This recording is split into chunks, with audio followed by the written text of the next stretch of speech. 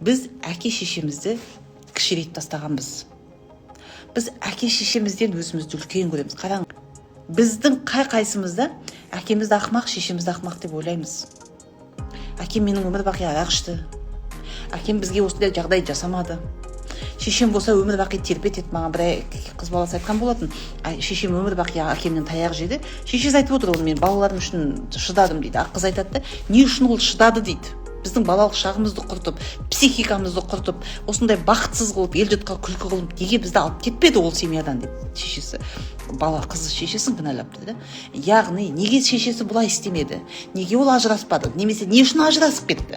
Не үшін ол шыдады? Не үшін мені қарамады? Не үшін маған бұлай шеше болмады? Не үшін ол дұрыс әйел болмады, дұрыс ана болмады? Толған анамызға деген претензия бар ма? Бәрімізде бар.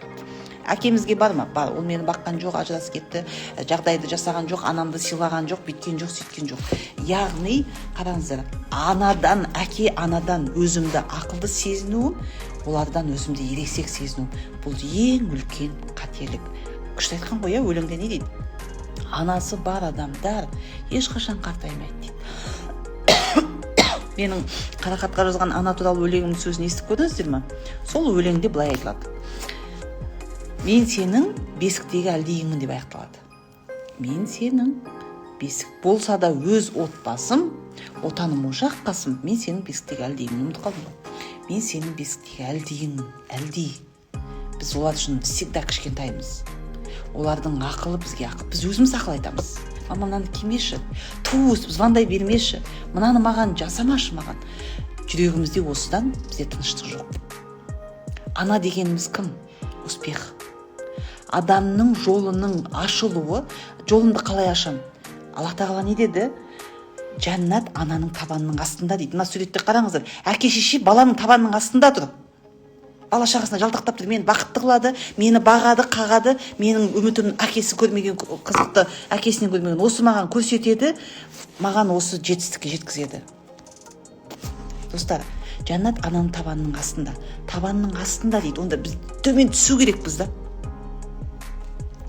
Әке шеше жоғарыда тұрмаса, біз олардың разылығын ала алмаймыз. Оларға төбесінен қарап біз разылық ала алмаймыз. Бізде ешқашан жүректе тыныштық болмайды, ешқашан жолымыз ашылмайды. Өмір бақи ақшадан қысылған. Никогда біз күйеуімізбен бақытты бола алмаймыз. Бізде енеміз ешқашан қабылдамайды. Ене не үшін қабылдамайды? Енеміз бізді анамызға деген құрметіміз, сыйымыз болмаған үшін ене бізді наказать етеді. Әке шешеміздің кегін алып береді ол бізге. Күйеу деген кім? Күйеу бізге әкеміздің кегін алып береді.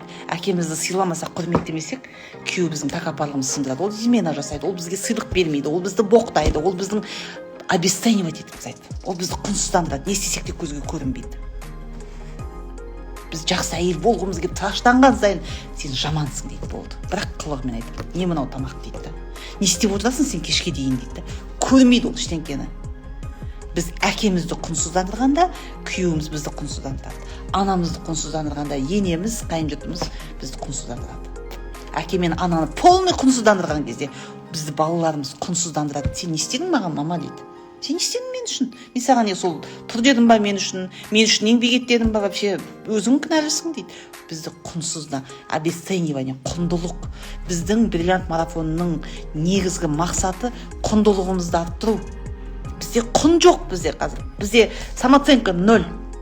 Біз өзіміздің құнымызды білмейміз. Келісесіз ме? Абсолютно құнымызды. Өйткені біз әке шешеміздің бағасын бермейміз. Бізде баға жоқ, бізде құн жоқ.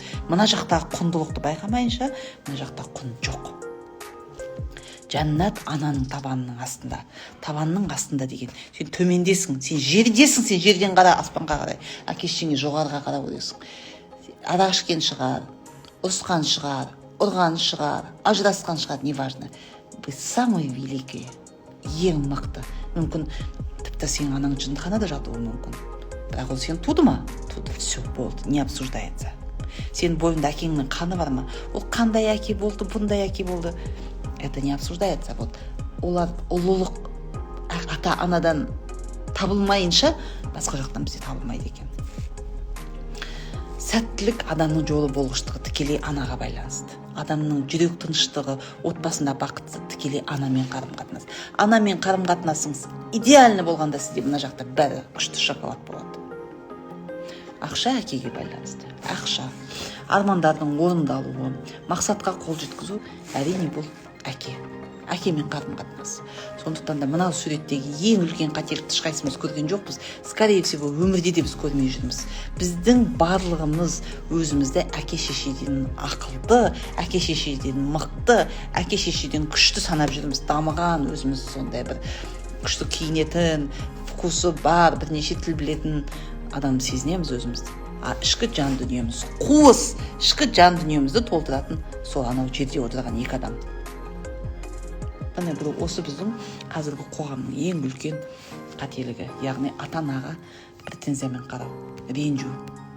Сондықтан да ата-ананы толығымен қабылдамайынша, бүкіл қателік үшін жақсы көрем, бүкіл маған берген тәрбиесі үшін, бермеген үшін де, менің өмірімде бар болған үшін, мен дүниеге әкелген үшін, мен оларды жақсы көрем.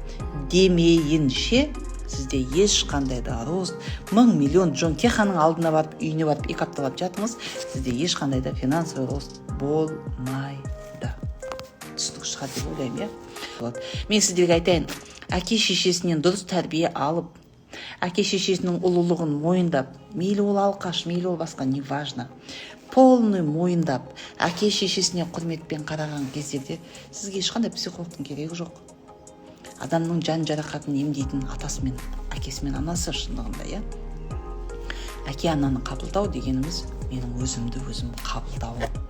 Ол екеуін қабылдамай, жігітім тастап кетеді, күйеуім тастап кетеді, ақшам болмай жатыр деп өмір бақи жылап жүре беруге болады. Екінші бір мәселе. Түсінікті, иә, әке-шеше тақырыбы түсінікті. Біз бұл тақырыпқа қайта ораламыз.